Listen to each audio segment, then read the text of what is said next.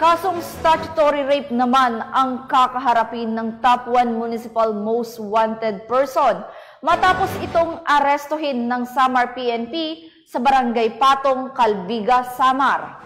Yan ang tinutukan ni Patrolwoman Mariel Dulnuan.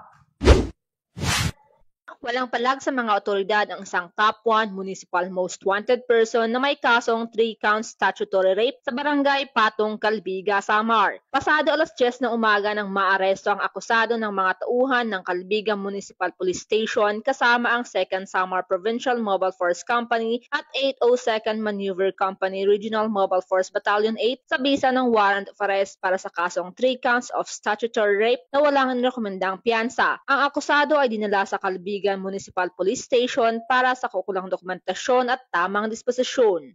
Mula dito sa Eastern Visayas, ako ang inyong PNN Correspondent Patrolwoman Dulnuan, alagad ng batas, tagataguyod ng Balitang Pulis.